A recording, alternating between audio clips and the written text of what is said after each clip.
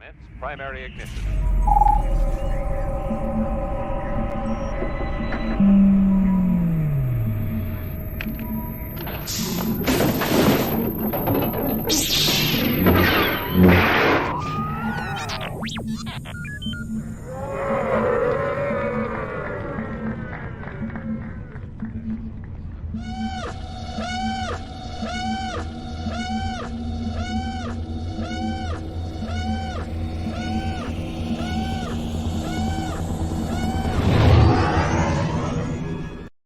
Hey, I'm actor Chris Bartlett from The Mandalorian, The Book of Boba Fett, and Obi-Wan Kenobi, and you're watching Virtual Cantina Network. Hey, Rebels. Happy Monday. Hi, everyone. Oh, and thank you to Chris for the intro. We're going to see him in a bit, in video form, a little bit. Get hyped. Yeah, it's exciting. Hi, everyone. We'll give everyone Hey, some time to join.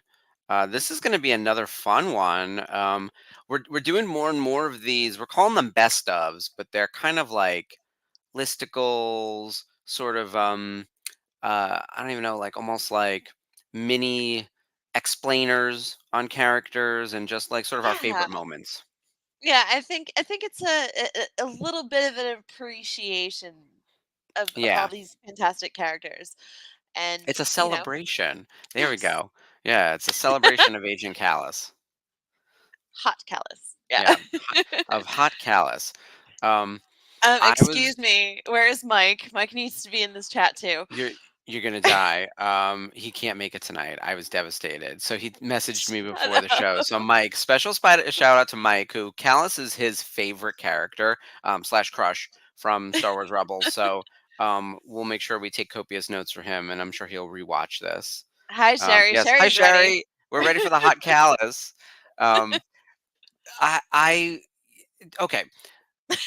We have a lot to cover. Yeah, we and do. There's going to be a lot of Hot Kallus discussion. We do have a couple of other news points to hit at the top of the show. We've got a video we got to share for you guys. If you guys have been on the page in the past hour or so, we just had a big announcement about the family vacation, which is very exciting. Yeah. Get excited. I'm very, very excited about family vacation. And I know that it's still like 7 months away, but tickets are on sale now. They just went on sale about a week ago. We've got one bus already sold out, which is crazy how like fast that happened. Oh, yeah, completely. And we've barely announced any of the programming. I think people are aware that there's like a Southern California component and a Northern California component, and there's a Disney day, but they don't really know like what's really happening sort of day to day. Right.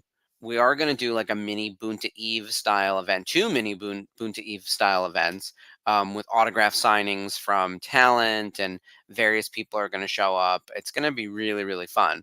And some of said actors, there's the graphic, actually put together a little video. And so this is actually the first reveal of what is the first 4 actors confirmed for Family Vacation 2024. Yeah. So in the chat, has everyone seen the video yet? It just went up a little while ago. We're gonna play it in a second if you haven't. So before we get into our Kallus discussion, we wanted to give you guys like the breaking news. Jeff, can we play the video for everyone? It's only a minute, guys, so we'll be back real quick.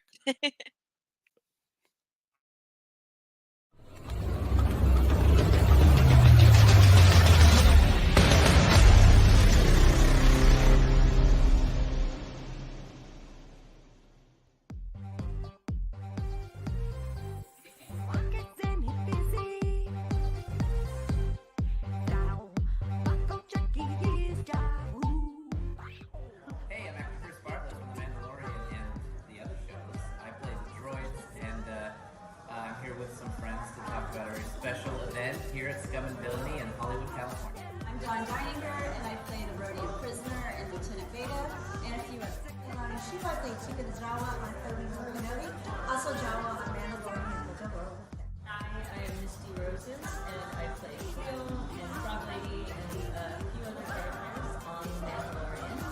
We can't wait to meet you here at Scum and Villainy, July 29th, 2024. May the Force be with you. See you too.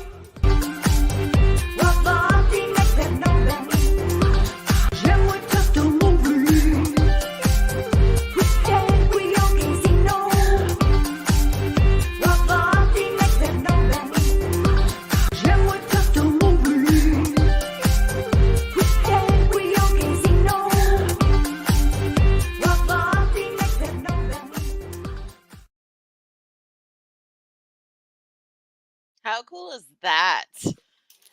I'm very, very excited. So we saw Yeah. Chris, Dawn, Leilani, and Misty. All by the way, all just hanging out, being friends, being buds. How cool is that? At Scum and Villainy. That place looks Uh, awesome. I know it Like, looks like so much fun. I've never been there, so I'm me like dying to either. go. So Yeah. that looks like it's going to be a great time. So the four of them are going to be there, and you might have noticed there's a little bit of a theme. The four of them know each other because they've all been in like sort of the Mandoverse shows, right? So you saw Book of Boba Fett, Mandalorian, Obi-Wan Kenobi. What else do we have? Ahsoka. So they've all been in those various shows. And in fact, I think Chris has been in all four. I'm pretty sure. Yeah. He might be the one who's hit the home run across the four shows. Um, Yeah. all four of them are tremendous, and they filmed that for us because they're going to be the talent who are appearing to sign autographs and take photos with you guys at the event as part of the family vacation. And yes, that's Hi, Lori. Lori. Hi, Lori. Hello, Facebook user Lori. And thank you, Sarah, for identifying her. I see her, and I have the We Facebook love you, chat over Lori. here, and as the video is playing, I see Lori. So yeah, Chris, Dawn, Leilani, and Misty will all Yeah. be part of the first guests announced for Family Vacation 2024. I feel like I'm back at Tops where we were announcing the guests for Celebration, and it Right? would be like on the Thursday days where it's like, here we go, and we're ready to announce the guests. And I was glued So to my computer. oh my God. Yeah. We don't have set drop dates, and it actually usually won't happen during the shows, but we wanted to get this one out right away. In fact, I think Misty put it up on her Instagram. So now it Wow. is being Yeah. spread broadly across the galaxy. So get your tickets before it sells out once we start like seeing the whole guest list come into focus. Because this Yeah. is just the start. Oh yeah, big things coming, guys. And I believe the first bus, as Mark said, the first bus is completely sold out. Second bus, correct me if I'm wrong, Spencer. Second bus is 50% sold out right now. So don't miss your chance to go. Big Yeah, it things. is moving quickly. And of course, like there's a million things coming up, right? We've got Oh, the 25%. Thank you. 25%. Yep. Okay, so it's a Um, little better than 50, but But still get your that do tickets. the quick math on that though. Like we're still more than halfway sold out for the entire event. Yeah. So, which Huge. is crazy because tickets just went on sale last week. But we know a lot of things are coming up, right? Christmas is coming up. New Year's is coming up. In fact, like I am deep in the Christmas spirit. I don't know about you, Ashley, but Totally. I'm like watching Hallmark movies like there's no tomorrow. I swiftly tilted from horror movies straight into Hallmark and related Christmas movies. There was a new one that came on. And by the way, and I love a gay version of because they're all ridiculous because they basically just like take a heterosexual love story and drop in two guys and pretend that this is what would have happened. And I'm like, this is not working. But Jonathan Bennett is in all of the like Hallmark and Lifetime gay movies, and he's in one right now called A Christmas on Cherry Lane. And there's like a minor twist that because it's three separate families. And we're watching the previews, and we're like, I wonder if these families are going to like know each other or all live on the same street or something. It's set on Cherry Lane. I won't give away the twist, but like they share the twist like a good 15 minutes into the movie. So it's the kind of thing though where I was like, oh, this movie's going to be cheesy or whatever. It ended up being so good. My So mom's highly watched it recommend. twice already. Yeah, And we this one love is the winner of the Catherine year. Bell from like Jag and The Good Witch, and Yep. James Denton from James Desperate Denton. Housewives, and also The Good Witch. They're like a package deal, Yeah. those two. So it's cool to see them. And my mom's, like I said, my mom's already watched it twice, and I think it just came out on what, Friday? Yeah. So Well, I think it debuted yesterday. oh, even Or better. the day before. Yeah. What's today? Today's one is. So I think Today's it was Monday. Saturday night. Yeah, we Yeah, watched so it Saturday night because we were home, being boring. We have Christmas plans coming up this weekend. We have parties and a whole bunch of other stuff. oh, But nice. yeah, the Christmas on Candy Lane is great, or Cherry Lane. And then there's a whole slew of them from the past several years that are just ridiculous. My But mom I is love all of them. nuts. I've introduced her to Freeform though, so she's been watching the Santa Claus and Home Mhm. Alone. She's been watching The Grinch. She was watching A Christmas Carol. So she's kind of getting the well-roundedness through there. Hi, Aaron. Oh, good. But yeah, there's a lot of Christmas movies, and then I've started my rewatch, but Alan's first time watching The Haunting of Bly Manor. So Very like, Christmas. Yeah. yeah, completely. Lots of spirits. There you go. Yeah. Close enough. No, she did not watch Die Hard. I don't think, as much as she loved Moonlighting when I was a kid, like I used to watch Moonlighting with her. Mhm. I I don't think Die Hard is your jam, but you never know. Maybe. Someone had a thing, and it was like, the whole argument about Die Hard being a Christmas movie, and someone was like, well, it's a work obligation with a spouse that no one really wants to be at, and it just keeps getting worse as the night goes on. Obviously, it's a Christmas movie, so I was like, that sums it up, doesn't it?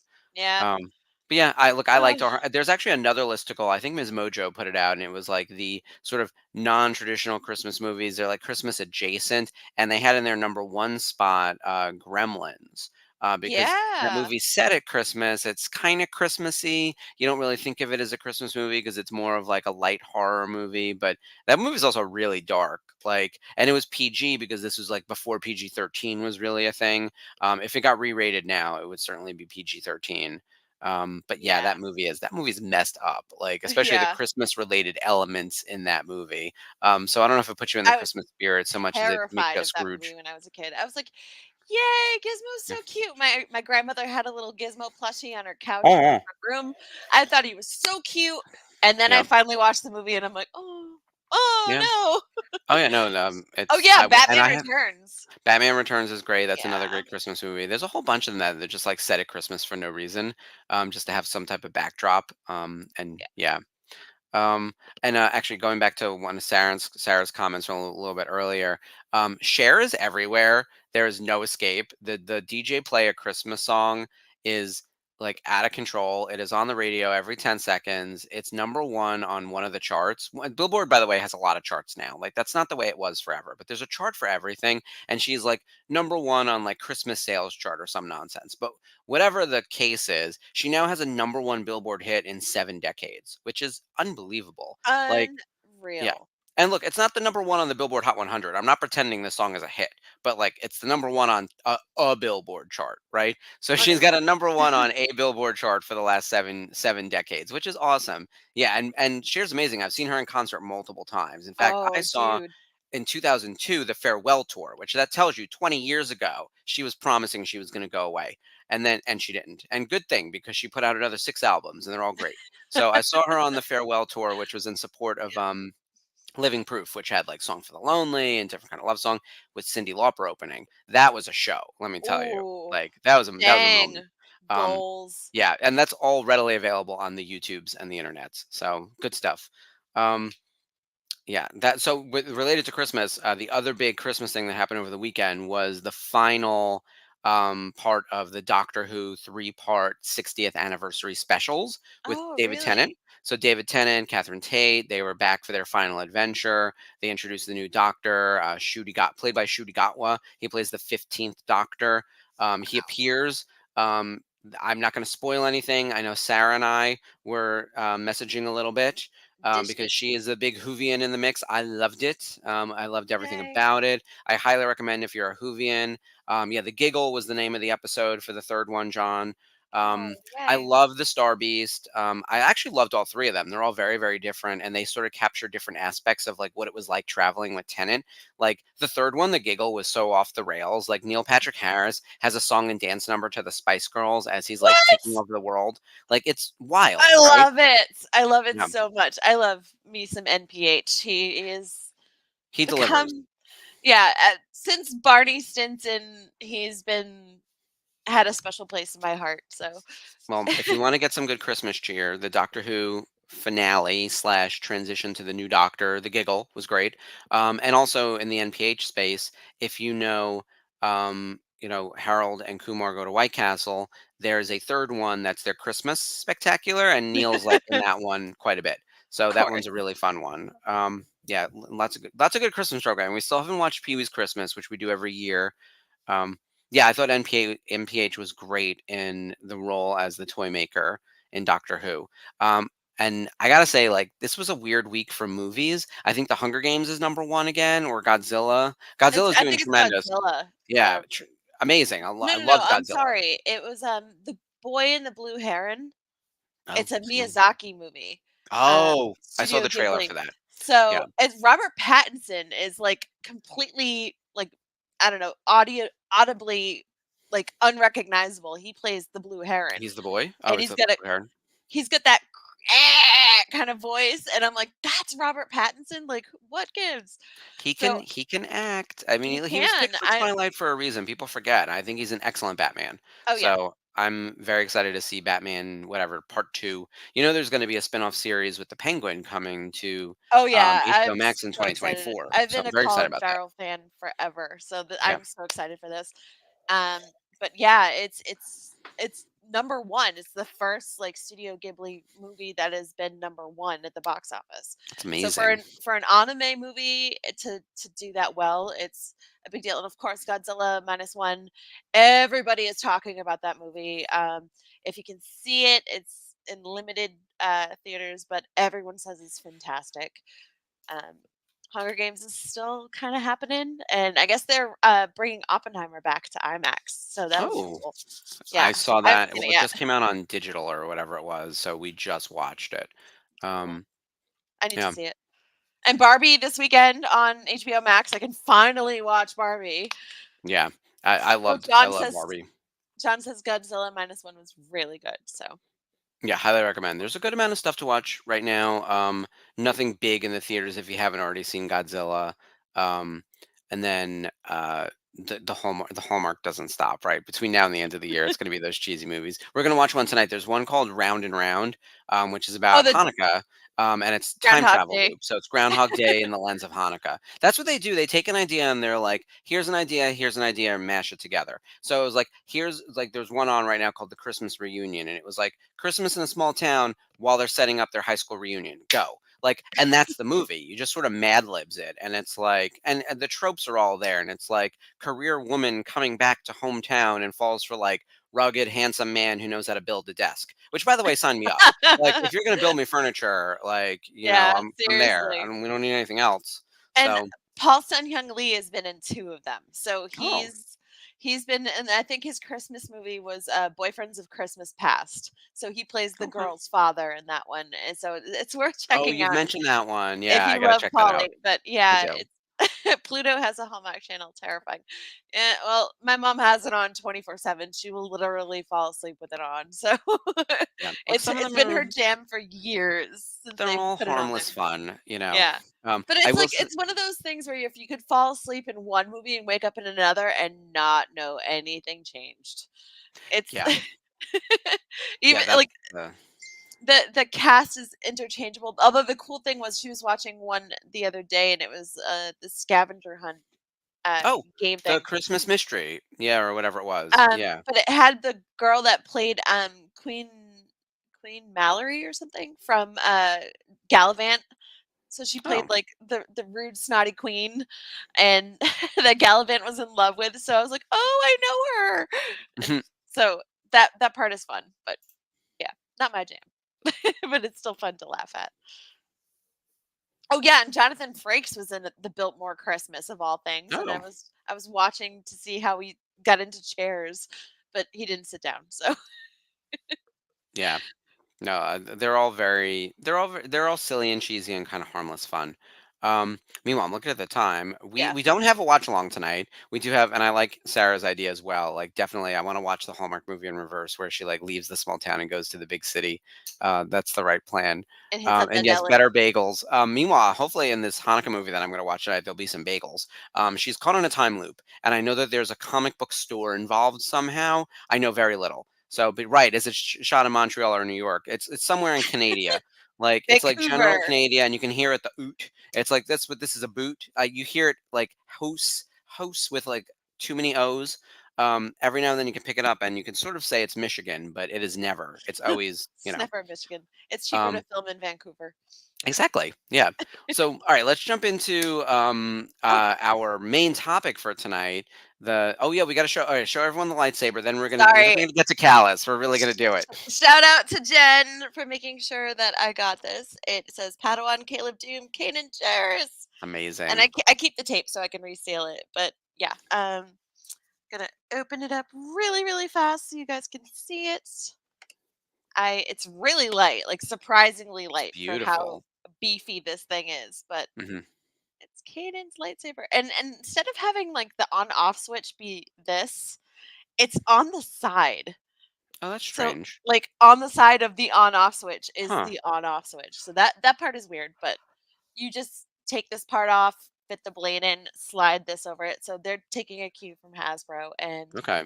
it looks amazing. I'm really happy with it. That's gorgeous. Yay.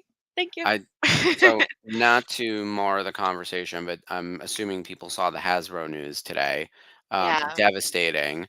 1,100 jobs being cut. The Providence office, which we were just there at Rhode Island Comic Yeah. Con, across the street from there. Their corporate headquarters is across the street from Rhode Island Comic Con. So I'm like gutted, like by all of this. It just sucks, man. Like I work in licensed product. It is entertainment has had a rough couple of years. There was this weird spike because of the pandemic, but that spike came with streaming, not with theatrical. And so I think for the last 4 years, everyone's been trying to figure out how do you monetize entertainment when entertainment has now become so proliferate, like it's just everywhere, right? And it's free, and people aren't buying products as much as you're holding up that lightsaber. Sales are down everywhere. So Yeah. I kind of don't understand what everyone's spending their money on. But Rent, the rent and mortgages, groceries and yeah, things that matter. groceries. So Yeah. I So get it. This is the it's struggle. rough. But yeah, Yeah. if people haven't seen the Hasbro news, it's relevant for our group because the HasLab has not been a hit, right? Like funded the Ghost. Um, I'm very excited about that, but the yeah. HasLab had a lot of misses, and then um the make your own Legos. character Yes, thing. Lori. The make your own character thing didn't work. Like I wanted to be Yeah. a blue Power Ranger and they only rolled out red and black and they never rolled out the rest. So I'm assuming it wasn't a hit, right? Like Right. these types of things that I think they invested a lot of money into didn't work. And I love the HasLab. I think they make But they really cool also stuff. just finished the Ghostbusters PKE meter and the Ghost Trap Yeah. HasLab, and that And funded. those funded. Yeah. I got in on that. My friend made sure of it. So, she's a 3 3/4 inch prototype painter there, and Hmm. so she helped paint the prototype for the ghost. She painted the Oh, that's awesome. figures. So she's, as far as I know, she still has a job, but it's so terrible, and it's the worst time of year to do this. I know. It's And really sad. We had it's we it's had never org where it needs to be, changes a though. month ago also and yeah. Yeah. But I have to So say congratulations on your oh, thank promotion. you. You're welcome. I'm very excited about that. I only announced it last week because I finally moved into my new office. But so for everyone on this channel, yeah, I think everyone knows I'm a big Star Wars fan, obviously, and I work on Star Wars. I work on Denuo Novo, but I also do Halloween costumes for other brands in the portfolio. And now I'm running the entire license portfolio. So just a little bit more than I was doing before. And I've got to figure out what that looks like in the next year, right? Because we're already sort of built for 2024. It's like, what are we doing on a go forward? What licenses do we want? What are we developing? How much can we develop? How much is too much? I was coming from a place where it's like, I'd rather make the right product than too much product. Right. I was like that at Tops too. I was constantly trying to pull back on the quantity of stuff we were doing. Um, so I got to see, but we have some really exciting licenses. I'm working on NBC Universal, which with Chucky and Michael Myers, and some new properties from them, including Jurassic World. What else are we Nice. doing? I work on Warner Brothers, and there's a ton happening there. Very excited about the new Superman movie for 25, of course. For 24, it's about all about the Batman 85th anniversary, and then the upcoming Beetlejuice movie. So that's exciting. But yeah, I mean, we're busy across the whole portfolio. Paramount still has Star Trek and all of their properties, and then with Disney, I'm still doing Star Wars stuff, and we've got a Disney Pets license as well. So we're actually Oh, working on a wow. costume for Wish, which is out in theaters now. So Cute. there's a million things brewing. And it keeps me busy for sure. And I also have to stay plugged into pop culture. So I'm constantly like looking at what's in theaters, like what licenses are we interested in. It's a lot of it's a lot of like staying plugged in, Yeah. which this helps because our network, like whenever I see anything on the Facebook page, like that Hasbro news, I didn't just see it through like a news beat. Like 6 people texted it to me as well. So Yeah, it's the same. kind of thing where like we're all just, I think all of us here are all just kind of plugged in. Thank you for the congratulations notes, guys. I appreciate it. And looking forward to what next year brings. And by the way, I'll still be here on the network. I'm not reducing any of my um, work, air quotes work here. In fact, not to jump the gun, we are going to have a year end show on New Year's Day, and we're going to talk in depth about all the things that are not all the things, but a lot of the things that are happening on the network in 2024, including some new shows, including something new that Ashley and I are brewing for later in the year. Like, we are also planning a year out, and Yeah. we have something cooking for the back half of 2024. Which we're very excited about. We might be able to only give you some breadcrumbs for that, but just know that we're never off the clock over Yeah. here. Never. Ever, ever. Yeah. Spencer won't let us. And nor is Jeff. Jeff is literally handcuffed to his desk. You think you see him at events? It's all AI. He's constantly. He like saved the day today. He got that video put together like quick, so Seriously. we could show it That's so during good. our show. So with that, let's tilt now into Agent Callus. So we didn't pull together a listicle per se, but we wanted to talk about like what made him such a compelling, interesting, exciting character. It's the Um, sideburns. the, It's the aside from button he's cuffs. like dreamy. Oh, and Dave did the video today. Thank you, Dave. All right, we will give Dave the credit as well. Yeah, and Jeff does everything, and actually so does Dave. So you're going to be right. You flip the coin. It's one or the two of them. Um, Right? and I want to pose a question to the group because I saw this in another YouTube video, and I was like, "Ooh, controversial," but I agree. The best redemption in all Star Wars is Agent Callus. That was the thesis of the video, and I was like, and I did that face, and then I watched the video, and I was like, "Oh, I agree." So I want everyone to think about that and internalize that as we talk about Agent Callus. So with that, Ashley, where did you want to start? Did you just want to talk about what you love most about him? Do you have a moment? Do you have a episode? I have some episodes we could talk about if we wanted to go in that Yeah. direction. I just have to, and you brought up as much as it is controversial, and I know so many people will be like, well, actually, it honestly is something we had never seen before. Like the transition from this guy is, you know, chasing them rebels, like, boss hog and, and stuff. Yeah, And then all of a sudden you just see something change in him after his time on the moon of Geonosis with Zeb. yeah, and the And honorable he ones. and the honorable ones, and he just realizes that the Empire doesn't care. And you see his life after that. Like you go from like, oh, Callus, you're back, to like him witnessing Zeb being welcomed with open arms and like, oh, Zeb, we missed you. We came back for you. And they didn't for him. And it's just that staunch reality, like the stark, cold reality, punching him in the face because he wakes up in his bunker and he's just like, it's another day. Like nobody cared that he was gone. Nobody cared that he almost died, that he broke his Hmm. leg, that he's recovering. And it was just it was natural and it didn't feel forced, like, oh no way. We never believed that guy would turn to like the side of good. It was human and expected. And I don't think we've gotten anything like that in Star Wars. And it was very gradual. So Yeah, it's yeah, I Lori says she's waiting for Crosshair's redemption arc to complete itself. I'm Ugh, same. I look, and you know how I feel about a redemption. I wag my little finger. Um, but someone in the same video. By the way, I'm gonna put the link to the video because what I don't like doing is when I see someone's idea, pretending that it's mine or trying to speak to it like I Yeah. created this idea. Someone else said that he had the best redemption in all of Star Wars, and then also said that the thesis of Star Wars is that forgiveness and love save the day. And I've said that about Return of the Jedi. I've Right. said the thing that twists you about Return of the Jedi is that Luke didn't kill Vader. Luke saves Vader, and that's like the big twist, and especially for Vader like kills Vader. 1983. Yeah.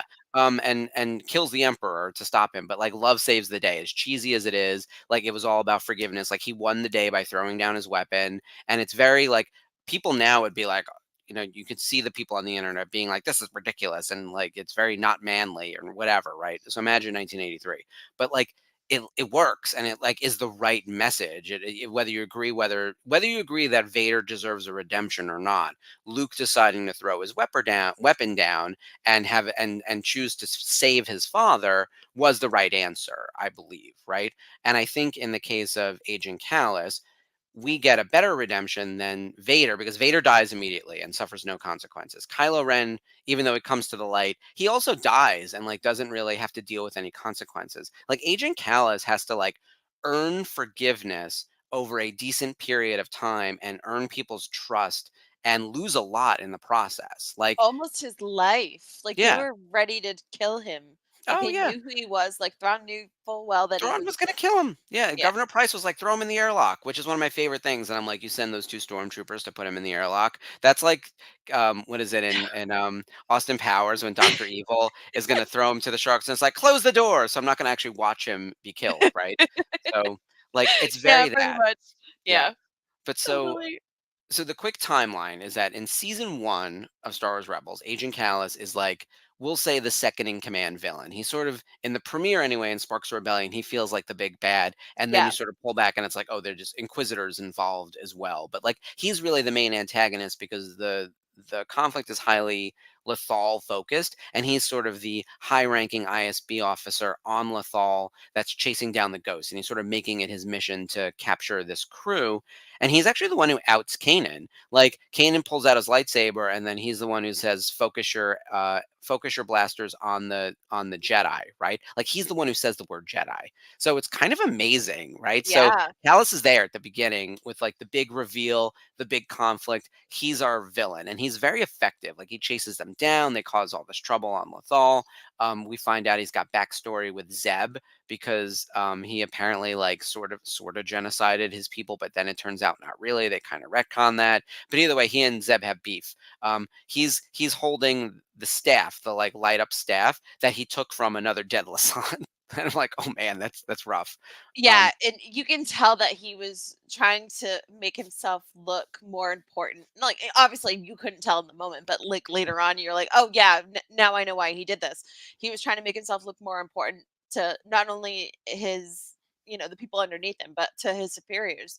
Like, Yeah, "Whoa, this man killed Lasat." Like and took their weapons, like yeah. ceremonial weapon. It was It's just General Grievous with the lightsabers on his belt, right? By the way, I would do Yeah, the exact same thing. The exact same thing. So like I'd have yeah. everything. I'd be carrying around backpacks full of stuff from all the people that I force choke. So I'd have no chill. I'd be the worst dark Yeah. sider. You have no idea. So Yeah. um but yeah, that's how it starts, right? So he's like truly a villain, season 1. And he's not a dark side user. He's not an Inquisitor. He's not Vader. The Inquisitors pop up in season 2 after the Grand Inquisitor's killed, and it just feels like he's sort of the face of the Empire. And Yeah. then Thrawn and Price show up. But in season 2, before Thrawn and Price make their appearance, that's when he gets trapped with Zeb, and that's when it all turns. But we don't know it yet because they don't reveal it to us until season 3 when things start getting really interesting. But that episode, and we watched it. We have a Rebels Revisited watch along for this one for the honorable ones. When he and Zeb are trapped on the moon outside of Geonosis, they have like an sort of untrusting truce, right? Like, he breaks his leg, he can't really move, but Zeb doesn't kill him. Zeb could have easily killed him, I Oh think. yeah. Yeah, Easily, especially, like, the taunting that he did. yeah, Yeah. He but he also, should have died. Like, he's killed and stormtroopers for less. this is where like bad Mark is very much like, oh my god, I would have killed him instantly. There would have been like no chit chat whatsoever. But then it worked in the long run that now we have like a partner and like someone on our side who really helped, because after that he finally gets picked up however long later after Zeb gets retrieved by the ghost, and the first person he sees is Admiral Constantine, who like barely looks up from his screen to like, it's like sort of us walking around on our phones like this, being like, oh, you're back, like didn't even know you were gone. It's like his leg is broken, he's all busted up, he's all alone, whereas Zeb has the entire family of the ghost with him. Yeah, and he's shook. Like, he's Yeah, really shook because it was a huge wake-up call for him. yeah. And you can see it. He's, like, looking around, and he's just kind of like Well, what did I do? Have you ever yeah. been in an argument with someone and you realize halfway into it that you're in the wrong, and you have to sort of backpedal your way out, and it's like, oh, how do I get my way out of this? That's what happened to him right there, where it's Yeah. like, oh Agreed. man, like how do I get out of this?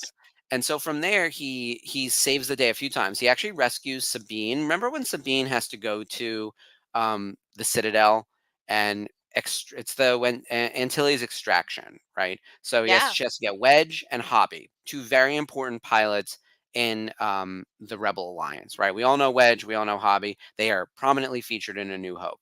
Sabine is the one who rescues them from from the Imperial Thank the flight. Mandalorian. Yeah. Yes. And the Ghost in particular, right? Like the rebels are everywhere. I'm telling you, they Forrest Gump their way through the history of Star Wars. So they set this up and they rescue these pilots. Agent Callus runs into them in the hallway and tells them where to go. He says like stay away from levels 3 through 5 or whatever it was. And Sabine's like, well, why should I trust you? And he's like, tell Garazeb Aurelius that we're even.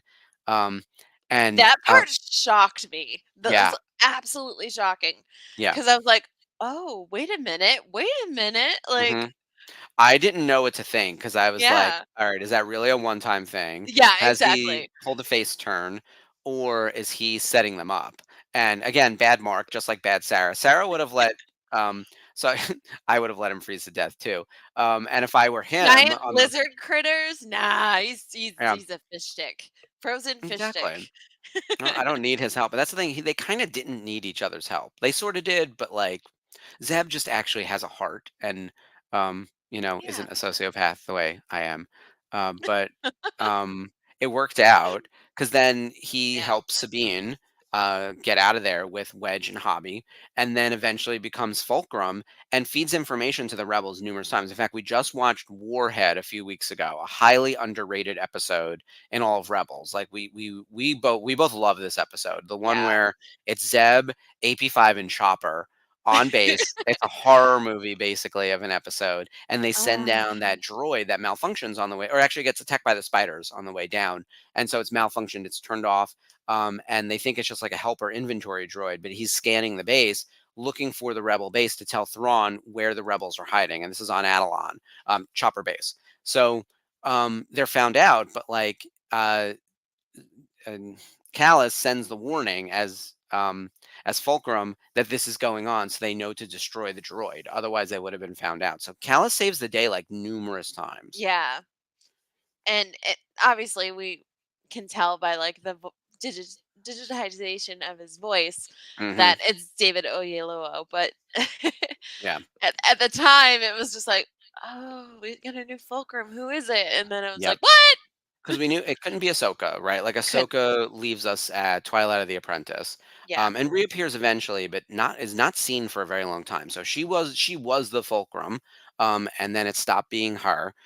Bale is still a Fulcrum, and we have to assume that Cassian is not quite in the mix yet, or is fulcruming elsewhere, is my only thought. Like, that Yeah. has to be the case, right? And we know that Leia's out there because we already met Leia in season 2 with Princess Amlethal. But like Callus takes over as the lead fulcrum, but you can't get anything past Thrawn. So the thing that I think Callus was undone by is that like he thought he could outsmart Thrawn, and that was his one mistake, I would say. Yeah. And so Thrawn catches him, locks him up, Beats and him that's up. where we get the start Yeah. of Sexy Callus with the little tendril of hair. Yeah. And I rewatched Recon. I always rewatch Recon on things and other stuff on the internet. And apparently, the wavy hair like set the internet on fire. And apparently, Tracy Canobio contacted Filoni and everyone about the messy hair because that's when the hot callus um, hashtag started trending. Um, Yeah. yeah, I was crazy. among them He on outsmoldered Twitter. them. That's Yep. true. Yeah, it's crazy. I remember that. Hot Callus all of a sudden was trending. I was like, what is going on? And then you see him at the end of Zero Hour on Yavin greeting the rest of the Ghost. And he's chilling like he's on vacation, like it's Bermuda. Yeah. It's crazy. So the transformations like that, it's kind of amazing. Like he really, yeah, we're all part of the Hot Callus fan club. So yeah, Seriously. That's his why we're here. That's why we're doing this. yeah. But he did the work. And the thing that I really like Yeah. is, while he met with Zeb, and by the way, who wouldn't fall in love with Zeb and or Steve Bloom stuck on a moon, right? Like, yeah, I'd switch like whatever allegiance I had for him. It seems like he ends up being husbands with him at the end. Still 100%, not 100% clear. But so that happens. He goes back to the Imperials, sabotages them from the inside, helps the rebels, becomes the fulcrum, tries to take down Thrawn and Price and everyone related to it, escapes in Zero Hour, which was an amazing. We just rewatched that on the channel too, and then goes to Yavin, and then he's integral in season 4, working with Ezra and the rest of the crew to take back Lothal. I thought it was Yeah. such a great like. not only did I change sides, I am physically here. Like he's throughout season 4. He's I'm there the doing whole the time on work. the front lines. Yeah. Yeah. He has a little Um, throwdown with Price at one point where she calls him a traitor and he's like he's like the moment I turned my back on the Empire was when I became free. And I was like, "Oh girl." Like he was not mincing words with her. no, and my favorite Callus moment is when they're on a mission, and it's um Chopper, Rex, and Callus and the Ghost. And Callus mentions like all the times he was chasing the ship, and now he's flying it. And then Rex basically was like, "No, you're not." Like, Yeah, that's right. That's like outrank you. yeah, I outrank you. Yeah. So it was kind of like it was a crazy moment, and it was a little bit of levity because you got Chopper like what, Yeah. What a but crew because yeah, think about that. Callus and Rex, in theory, would be in the military on the same organization, right? The Republic mhm, just became the Empire. So it's yeah, just a continuation. That's crazy. yeah, but it's like okay, well that's great, but you just joined us, and Yeah. I know our missions. I know what I'm doing. Yep. Take a seat, homie. Yeah, and Another it was like, oh, okay, and it was a little moment of levity, but it was also like you can just see Callus just kind of sit and take it in, yeah. sitting in Hera's Starting at the chair. bottom. And you know what? He Yeah, doesn't complain about it. no, he Once he doesn't. becomes like good guy Callus, he It's doesn't have a humbled bad him word to say about hard. anything, right? And he's like just there to serve. Aaron, ARP. no, do not say that. How the hell is that man still alive? And by the way, we don't have confirmation that he's still alive during the Mandoverse. Like we don't know. We know he's alive at Return Maybe, of the Jedi. We know that for a maybe. fact because we saw it's been retconned to be him, right? Like that's been Yeah, confirmed. But I don't know if he made it to Mandoverse time period other than in the flashback. I hope so. But like yeah, I thought the clones aged super fast. It must plateau at some point. But yeah. yeah. It probably just ages. It's like Yeah. ages Well about look, to an adult, and then the rest is just kind of yeah. Lainey, do not worry. And by the way, we are going to do a best of Rex as well. Yes, Lonnie, It's we're on our gonna do list. that. Yep. One of the things we're doing with our cadence now, because we've actually watched like a good chunk of Rebels Revisited, and we also know that all of you guys have obviously watched the show. These types of thematics where we're doing best ofs or like listicles and things like that, we're going to be basically doing those every other week, mixed in with a watch along every other week. So you're sort of getting 2 watch alongs a month and 2 thematics a month. That's sort of the structure that we have going into Yeah. 2024. And where we can, I want to start getting some interviews back on too. And it's just been tough to schedule. And with the strike just ending, people are just getting back to work. So Yeah. it's been pulling teeth over here. But yeah, we will be doing a Rex best of very soon, actually, probably in as early as January or We February. have a lot of Rex materials, not Yeah, and I don't know if you wanna pull in from Clone Wars, but, I'm like gonna save that, but okay, I think so anyway. Because okay, in Rebels, he's a understood. very different character in Rebels. I Yes. think. Yeah. But as far as that scene goes, like, when you see him just kinda take a minute, and you're expecting him to throw down because you know Callus, Hmm. and he doesn't, he just goes, "Huh," and he Yeah. just gets up from the chair, and he lets Rex sit down, and then he Yeah. plunks himself down in the Well, passenger seat. do So you that remember was what like, he "Huh, okay." do you remember what he actually said where he was like, "I used to command Star Destroyers," and then Rex was like, "Yeah, and that's why you're not gonna be in charge of this ship," and he's like, "Oh, I understand." Yeah, Like, yeah. it's That the line. understanding, right? You know how Yep. people always tell you, like, you have to do the work? I really feel like Callus did the work, and so this guy who did let me click the link, the YouTube video. This Best Redemption, um, video that I watched, the guy who, created this thing, what's the name of his channel? The Gold Man. He's got 73,000 subscribers. Agent Callus, the best redemption in Star Wars. Yeah. I'll put the link in the chat. He's the one who um, uh, picked up on that, and it, I just very smart. It's a great video. I'm sorry, I'm like fumbling on my words over here. I gotta paste this in. I Aaron, have you too many need to put screens that on open. a shirt. Captain Rex bait and tackle, catch the big bongo. There you go. Put that on a shirt. Oh, there's another moment Oh, with he did. Rex. Okay, even better. Oh, where'd it go? Too many things over here.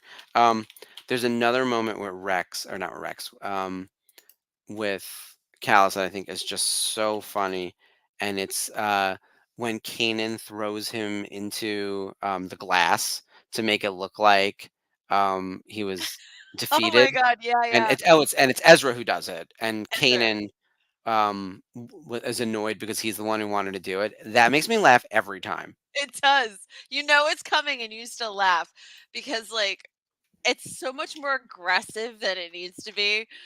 Oh And yeah, Kanan is not mad about it, but he's still kind of jealous. So yeah, it's great. Love it. Oh, Aaron Wharton's celebration. Even better, dude. Yeah.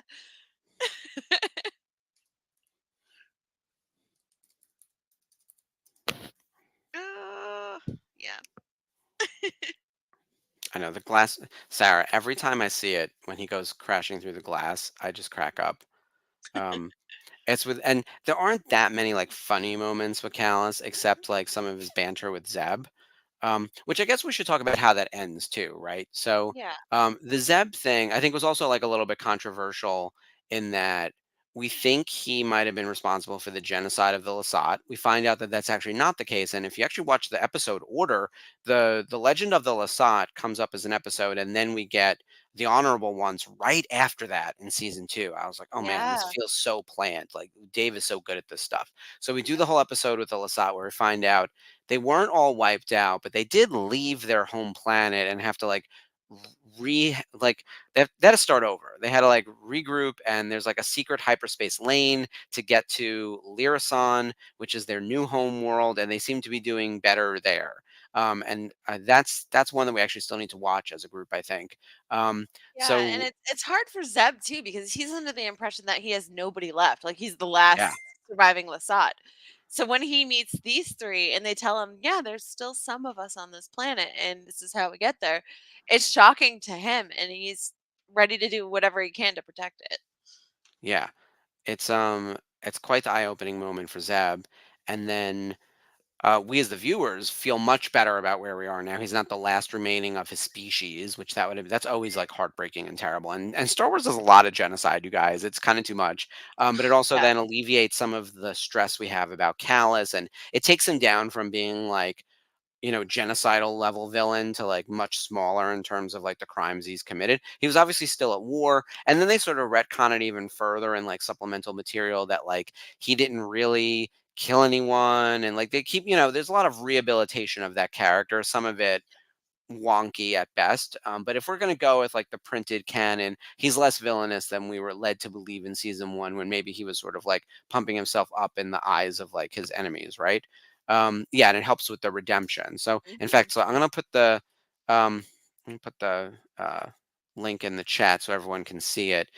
This was the video that I did a search on like best Callus moments, best Callus episodes, what are the most important things to watch? And this came up in the search results from Google, and it was like, the best redemption in Star Wars. And I did not expect that to be someone's thesis. And then you watch it, which we're not going to do right now. But I recommend that everyone give that video a click, a like, give it a watch. Uh, I agreed with basically everything in there. And the fact that we get to see this person not just like apologize and die, and instead Yeah. um change sides, do the work, stick with it, and become like a core member of the team and find the acceptance he was looking for. I think And it was again, Laney or go ahead. oh, and again when you expect him to lash out when Kanan Yeah, and Ezra are saying those things about him and Ezra throws him into the glass, but he doesn't. He takes it. yeah. And that was He's totally shocking hurt to his me. back too. Yeah. Oh yeah. He was a Well, mess, but yeah, he knew he had he to cover his totally tracks, and he was like, "Son of a bitch." But Lainey or Sarah, one of them said something about like Callus's room being like stark and empty, and yeah. all of that.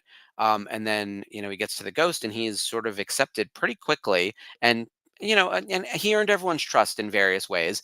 And then by the end, in the epilogue, like the stinger, right at the final narration from Sabine, we Yeah. find that Callus went back to Lyrasan with Zeb, and the Lasat people accepted him as well. And so that was sort of the thing in this video is all about acceptance, which I think is also like a little bit of like I'm hearing the queer sort of storytelling there of like I wasn't accepted and now I'm accepted, and I didn't have a home and now I have a home. Like there's a little bit of that, and it Chosen seems like, family. yeah, chosen family, which chosen Yeah. family is like the theme of Rebels, right? And it's this Yes. like sort of group of misfits. But are Zeb and Callus a couple? I like to think so. It isn't 100% canonical or clear. Steve Bloom thinks they're raising kids on Lyrasan. So, and Yeah. I trust Steve. I So, love yeah, oh, Steve, no. yeah, It's all good. Yes. And yeah, that is so key. That is so key to a believable redemption arc yeah, is okay, take it on the chin, realize you messed up, and that you really have to earn being part of this now. yeah. Because To nobody trusts you. You have to earn that trust. And you sort of have to be like deprogrammed, right? Like I'm sure we've all Oh watched yeah. during COVID the number of cult shows that have popped up. Like I was obsessed for a while, and at one point I was like, "Oh my god, am I in a cult about cult shows?"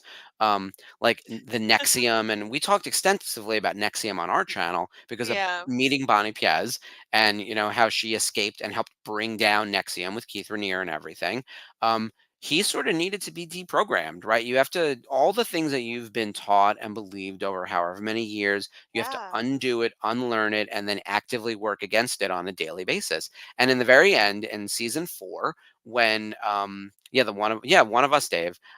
So the in season 4, when they get to Lethal and they're ready to take over and they're ready to fight Thrawn and Price and everyone else, and they get their whole collection of people together, they capture Price, right? And Price yells at Callus and calls him a traitor, and he wasn't about to like he felt no sympathy for her. It was the kind of thing where he's like, I'm not going back. I know I made the right choice. It goes back to what we were saying about Firefly, right? You're on the right side, whether it's the winning side or the losing side, you're on the right side. Yeah, exactly. And if there was anyone that Chopper should have pushed out an airlock, is Governor Price. Yeah. Well, she gets it in the end. And I will Oh say what I yeah. like about, by the way, we're going to be doing, we'll do a best of Price, but I almost wonder if it makes a better, like just Daughters of the Galaxy episode, because I would just love Jamie to go hog wild on all of that. Yeah. Because It'd be she the loves worst Price. of Price. Ugh. Exactly. That's how we'd have to, it would be best and you cross off with worst. So the Yep. worst of Governor Price. So, Ugh. um, Never forgive that no, I beast. know. Look, Sorry. she's got her number one moment. She killed a Jedi. Like that's crazy. At that point you can retire. You should get like a 5-star general ranking. Like And they should instead, give you. Thrawn's pissed off because she I blew up his know. TIE Look, Defender they program. should have given her a planet for that, all right? Like, in all seriousness, and I don't mean to be cruel to, Yeah. to Kanan, but if you're on the side of the Empire and you set back the little TIE fighter program, like, you killed a Jedi, you can go rule over whatever planet you want, lady. I'll give you whatever you want. And it doesn't have to be some backwater hole like Lethal. Like, how about you go run like an inner system planet, with actual resources? That sounds great. You get super promoted. I don't know what's above Grand Admiral, but like there you go. Like that's what I would have done. She would Grand have gotten Moff. all the money. Like, yeah, she could be Moff level. Like, I don't know. So Governor was not enough in my mind. Like I would have kept her going. Um, Right. by the way, I want John's comment. We did see Zeb in live action in Mando. Weirdly, didn't see him in Ahsoka, but I think he's going to be in the big live action movie, which I'm hearing now. The newest rumor, Mando season 4 is being reworked as the movie. I Hmm. don't know. These rumors pop up all the time. I Nah. don't know what's happening, and I don't think anything out there is accurate, except that we know a movie is coming. But yeah, I would curious to see where Callus might be. I just know Dave is writing away, writing He must and be. writing and writing. Yeah, So he's got to be. yeah, That makes sense to me. All right, big what else things. can we say about Callus? Did we miss anything on the list, guys? We talked about his sexy hair. We talked about his turn from terrible villain to superhero. His relationship with Zeb. Zeb was really the catalyst for all of this. Oh yeah, Um, you know, completely. if Zeb, and think about Zeb too. Zeb is like gigantic and scary. He kind of looks like a monster, and yet he's like the one with the heart of gold, right? Like he's the one who, as much as he gets like sort of angry and like fights with Ezra like a kid, like he's very surprisingly gentle, even though he's like the muscle of the crew. I Right. think someone else, yeah, more Zeb. We did a whole thing on Zeb because we felt he was underappreciated. Yeah, I Without would agree. him, like acting with empathy, we would have never had Callus on our side. And if we didn't have Callus on our side, I don't know if you get Wedge Antilles and Hobby and Sabine out of the Citadel. I Definitely don't know not. if the rebels survive in 0 hour. Like, he's so fluffy. He's Yeah, so he is fluffy. fluffer. He's fluffer. So fluffy, um, I'm gonna die. Okay. No, I feel like with Callus, um, the thing that kind of allowed Zeb to be a little more understanding and forgiving is he was staunchly against having Ezra be part of the crew. He was convinced that he was nothing but a petty thief. He wouldn't amount to anything. He would just be another thorn in his side and destroy all the missions and just completely derail everything that they were working for. And I think him learning to trust Ezra and learning that people change and there is growth with people helped him be more empathetic to Callus because he was like, okay, Ezra wasn't what I took him at as face value. Maybe if I'm patient and listen to him, we can understand each other better. And yeah. I think that was the catalyst for it. So, Yeah, it's the character growth. yeah. It's the thing that I think is missing from a lot of our pop culture at the moment. I just watched a video from Screen Crush, and they were talking about plot versus story versus character development. And it's actually something that Kat talks about quite a bit. Whenever we're in Yeah. our little group chats, by the way, there's like 45 group chats for the various hosts and shows and this and that. It's constantly something on the VCN chat. Kat uses a phrase recently. It was all plot, no story, and that's like stuck in my head because it's like a very succinct way of saying like it's just action without any development, right?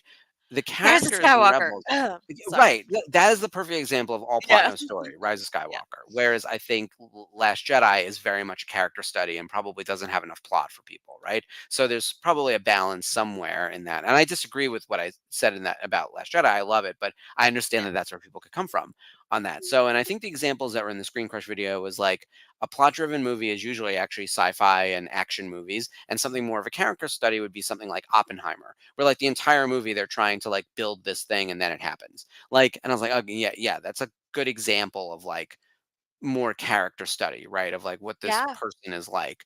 Um, with Rebels and in particular with the character Callus, we got a lot of character development, like Oh, more than yeah. you'd expect for like some cartoon, especially for 4 seasons. Like it feels like we lived these characters. Just looking at the two pictures, like they look like completely different people.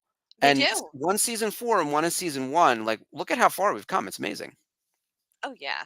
Hair is much better, less slicked back. He's free, Those so eyebrows casual. are still Yeah, on fleek though. yeah. So Was it Aaron? Were you saying you could cosplay as someone? There's a he few people who could. said Aaron's got the There's a few mutton people who chops. could, He could do cosplay as Callus. it. Yeah, How far his hair has come, right, Lonnie? yeah, Yes. yeah, I think I'm pretty sure I've seen Aaron's cosplay. Um, yeah, exactly, same thing with Clone Wars too. Ashley and I are big fans of Clone Wars. So yeah, we gotta go back and watch some of that too. Mhm. Um, oh yeah, Dave, Dial of Destiny. I know. So that was Thursday night's watch along was the Dial of Destiny, which is now available on Disney Plus. Yay! So everyone go I like watch that that. movie. I have not watched the Thursday watch along of it because I had so much going on this past weekend, Same. including some work I had to do with this new role. I'm just catching up on stuff, so I feel a little bit like out of it right right now. Yeah. But it'll ease. So Yeah. it just takes a minute. Um, yeah, and you're right, Lainey, that like something episodic like TV allows you to live with the characters more, and I think that's why people love Ms. Marvel. We spent like 12 episodes with her or whatever it was, so I Yeah. feel like I got to know her, whereas we didn't quite get that with like Monica and Carol, unfortunately, We in the did to Marvel. a degree with Monica and WandaVision. Like Yeah, to a it's just degree. the hex like sort of messes with that. Yeah. But by the Yeah. way, I loved WandaVision. I still think it's the best thing that Disney's ever done, or Disney Plus has ever done. But that's a topic for another day. Um, Mhm. okay, I what else on Callus? What did we miss? We talked about the Um, character arc. We talked about his look. We talked about the tendril of hair, the hot Callus moniker.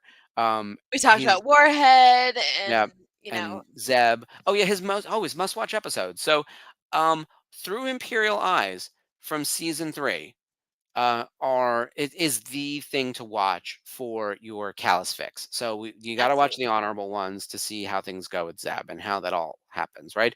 You got to watch Zero Hour to watch his reveal as Fulcrum and him escape. and officially join the rebels, and gets caught by Thrawn and all of that. We just rewatched that. Warhead was terrific as well. Yeah, Um, totally. and honestly, like through Imperial Eyes, which is all like first person perspective of him, and you watch him just like it. Man, it's just sad. You're not supposed to feel bad for Imperials, but that episode just makes you like feel all the feels with and the animation's incredible. And honestly, you haven't really had that to that point. Like Yeah. it was the first time where that I can think of where it was just like you have an imperial character, like one of the bigger ones, Hmm. just completely second guess anything. So, Yeah. and yeah, we definitely have to mention David Oyelowo. What was he? Oscar-winning actor for 12 Yeah. Years a Slave. Um, Phenomenal actor in everything he does. Um, Surprising that he did this. Like I was shocked when the reveal was that he was Oh, Bridget same. Dallas. So Yeah. I it's like when you get a big fish in a little pond and it's like, oh, wait a minute, hold on. I watched him do an interview, I think for Oprah, in like season 2 of Star Wars Rebels. It was very early on, and it was right when he was, I think, in 12 Years a Slave, or it was some no, it was something else because it was about interracial marriage. Because His wife um, is white. Yeah. so it was very I forget what it was, but he's like an acclaimed actor, right? And they were going on and on about that, and then there was one question about like how did you get involved in Star Wars, and it was something about I think like his kids liked it. It was like something as dumb as that, right? Where he was like it's cool for the kids, which that's what'll do you, right? Like if you've got kids, Frank Langella, who is also an Academy Award nominated actor, talked openly about how he played Skeletor because his son thought it was cool, like in the Masters of Yeah, the and Universe movie. Yeah. he's like Michael Caine in the Muppet Christmas Carol. Like Yeah. he plays that as a serious as a car wreck. I know. And By the way, that's Skeletor's movie, and I love Masters of the Universe. I will say the new Revolution show is coming out in on Netflix in January, and I'm in like full on countdown mode. I thought woo, Revelation was great. I'm so ready for Revolution. Um, exciting. so David, I don't even think they mentioned Rebels. I think that They they just had just Star asked like Wars. Star Wars. And yeah, Frank Langella was Skeletor in Masters of the Universe, 1987. Get with it. He is incredible in that Some movie, and it is his serious movie. like Yeah. prosthetics. I think it's Rick Baker that does the makeup for that. Am I wrong? I'd have to double check. Yeah. But Meg Foster is Evil Lynn, and she's incredible. And Meg So good. Foster's coming back for Revolution as a new character, so I'm very excited about that. Season 2 of Masters of the Universe on Netflix, the Revelation series is basically like a sequel to the original show from the 80s, and it sort of picks up a lot of that lore, but then it ages it up for men our age. Like Yeah. I'm 42 now, and I'm actually on the younger side of the Motu fandom because kids who Oh, were like 6 or 7 when the show came out in like 83, 84 it's are actually closer Michael. to 50. Yeah, Michael Westmore, the legendary Michael Westmore. He worked on Star Trek. Oh, He did that um on Masters of the Universe. So that yeah. that was pretty cool. Oh, yeah, that's right. And Mark Hamill is Skeletor, um, Yes. in the new show. And then Sarah's right. The original live action movie is beyond banana. It is bonkers, bonkers, cuckoo, crazy Cocoa Puffs. Dolph Lundgren doesn't speak a word of English. And remember, this is 1987. He had been in Rocky. He's an incredible fighter. He's in awesome shape. He's wearing a black speedo and a cape for 2 hours, doing nothing but jumping around and swinging a sword. Um, doesn't make a lick of sense in anything he says. So all the dialogue went to every other character. You can tell, when you can tell when you're watching a movie as an adult, being like, oh, we had to shoot around that. We had to shoot around his inability to speak English, which is just a fact that he wasn't a native English speaker. The man is brilliant. Like he's a chemist. Like he speaks eloquently now about like human trafficking. Like he works with the UN on these like important causes. And then you watch him in this movie and you're like, what the fuck is this? Like it's so nuts. The movie also was done by uh, Cannon Group. So they pissed away their money on everything, right? Superman 4, like all the bad popcorn movies of the 80s were done by the studio, and they would just like cash. It was like cash flow from one movie to pay for the next project, like Ponzi scheme to the max, right? So they spent all this Totally. money, don't know where it went. Like it's the kind of thing where you watch it, the special effects are garbage. They had one set in all of Eternia, which was Castle Grayskull. Everything else is set on Earth. That's how they got away, like spending the money. Oh my God, you've got to watch like the making of behind the scenes, all that stuff. It just Yeah. they ran out of money and couldn't film the ending. The director paid to have it shot, and they had to edit together. It's just ridiculous. But as a kid, I was obsessed, and I'm still obsessed with Masters of the Universe. Like sitting on my shelf, like right over here, I might have shown this already. Like are my Masters of the Universe action figures, and I'm such a big Yes. fan. This is a custom that I had done. Like this is a custom like of a Masters of the Universe Ooh-wee. classic. Like never mind like the rest of the stuff that's over here. I have a whole wall of the Evil Horde and the Great Rebellion and my favorite He-Man figures. Like I'm all into it. So come January when Revolution hits and the big villain is Hordak, I am in. I'm like so ready. So ready for that. Yeah. Oh, it's exciting. I know it's gonna be good. I'm excited about 2024 because this year in pop culture has been very up and down, and we're gonna cover that a little bit actually on our New Year show. So actually, let's do our plugs real quick. So Yeah. one thing to note, tomorrow's happy hour, obviously, Tuesday, as always. Wednesday, we were planning for Daughters of the Galaxy, but unfortunately, we have a whole bunch of scheduling conflicts. So we are Yeah. unfortunately not going to be able to do Daughters of the Galaxy this Wednesday, but we'll be back in 2 weeks. So look for us with our year end review for Daughters of the Galaxy on the Yeah. 27th. So 2 weeks from now, you don't have to wait too long, but it'll be a big, I think you guys are going to cover like your favorite, like badass women of 2023, something to that kind of. Yeah, definitely. We're gonna do a year in review, kind of talk briefly about the women that we covered this year. Um, we've been on the air since June, so It's we've got crazy. a Yeah. handful of episodes to cover, but I'm excited to go over it with Jamie and just kind of talk about where we've been and see where we're gonna go. Yeah, and there's Yes, a lot Taylor planned for Swift. 24. She Yeah. counts, Aaron. She totally counts. Believe me, if she popped up in a Star War, we'd get it back to $1 billion. Um, Easily. Oh my god, yeah. the Swifties would blow up the internet. She's Times Person of the Year. Like there's Yeah, whether you like her music or not, which by the way I do, but whether you like her me music too. or not, Yeah.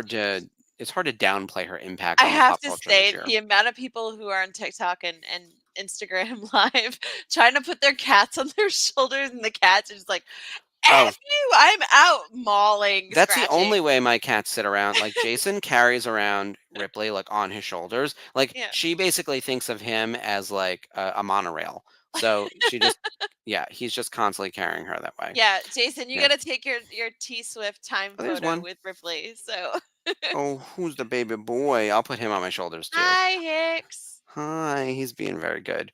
Yeah. The next show then is Thursday for the Thursday night watch along. Yeah. The gang is going to be revealing the movie on Wednesday, so be on the lookout for that reveal.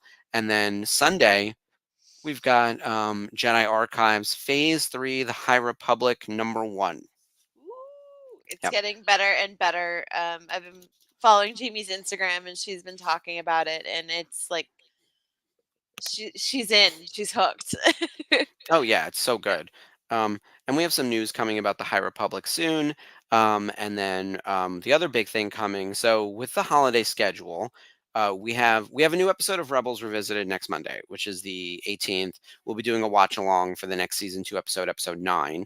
The following week is Christmas, so we're doing our pre-record for our year-end review in all things Yeah. Rebel. So just me and just me and Ashley. And then the following Monday, January 1st, is going to be a VCN wide year end review with multiple hosts from across the channel, kind of like the New Year's Day thing we did last year. That will not be live, it will be a pre record, but we have a lot of stuff to announce. And we're going to have some embedded videos, some like recaps from the year, and Big some things. announcements to be made about what's coming in 2024. So I'm just going Yeah. to tease that out for everyone because we can't say anything now, but we have some Nope. stuff to reveal, which we're very excited about. So excited. Yep. So that's Uh, everything that's going on now. yeah. Thank you guys so much for joining us tonight to Yeah. celebrate Hot Callus over here. Any closing thoughts on Callus before we go? Nothing, but if anybody ever deserved a redemption arc, it would be our boy Hot Callus. And Yep. also, I honestly really hope that they put him in live action in some form. Because Yeah, I'd like to see it. I think that'd be really cool. in a smart way, like not just thrown in there somewhere like wallpaper. Yeah, I would like if David Oyelowo could help cast that person, in knowing that he doesn't look like Callus. Would he be willing to like have a meeting with Disney to figure out who should be like maybe he knows someone who sort of looks like this and is also British. And would be like a stand-in because he might then get a fee associated with that, right? Yeah. Like I would like to pay David Oyelowo, and by the way, we have used very few of the same voice actors and live action actors, but like I want this character in live action, but I also know it like couldn't be David, unfortunately. So Right. could he be involved in the selection? Yeah. And Yeah, I just want to know what Sean happens says to him. we need to know what happened to him after the war.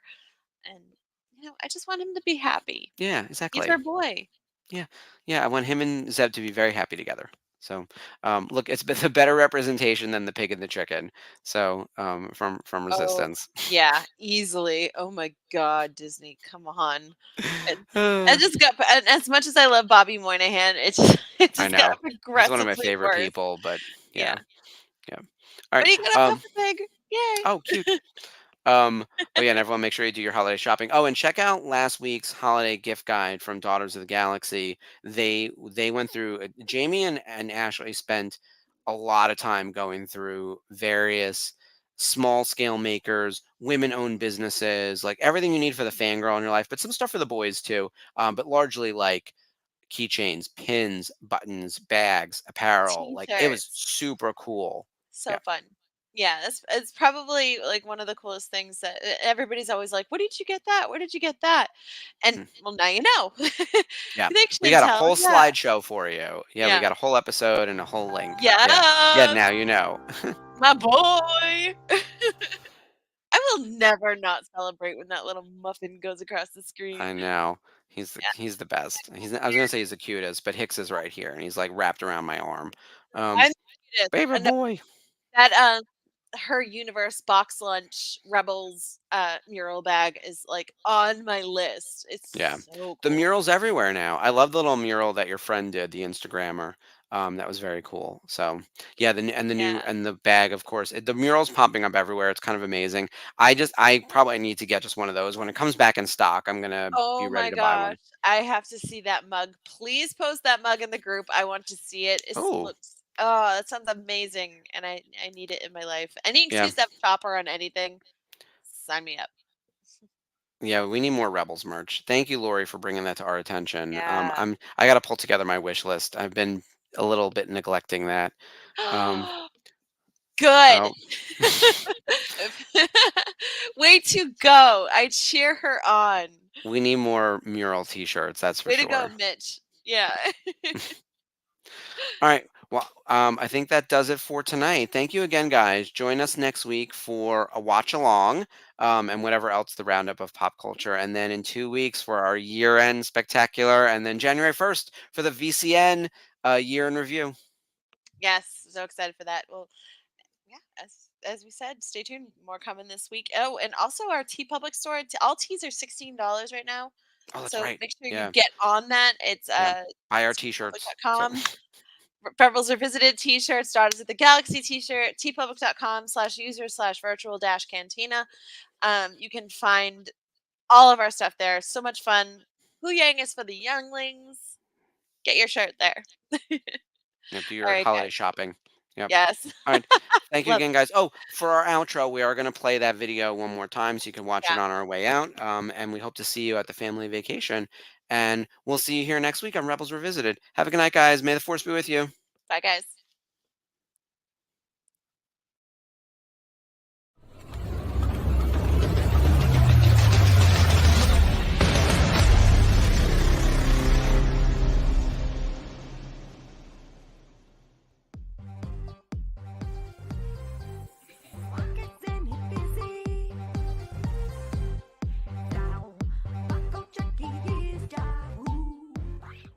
Hey, I'm actor Chris Bartlett from The Mandalorian and the other shows. I play the droids, and I'm here with some friends to talk about our special event here at Scum and Villainy in Hollywood, California. I'm Dawn Dininger, and I play the rodeo prisoner and Lieutenant Beta, and a few others. And I'm Shiva, the Chica de Jawa on Obi-Wan Kenobi, also Jawa on Mandalorian and Book of Boba Fett. Hi, I am Misty Roses, and I play Quill and Frog Lady and a few other characters on The Mandalorian. We can't wait to meet you here at Scum and Villainy, July 29th, 2024. May the force be with you.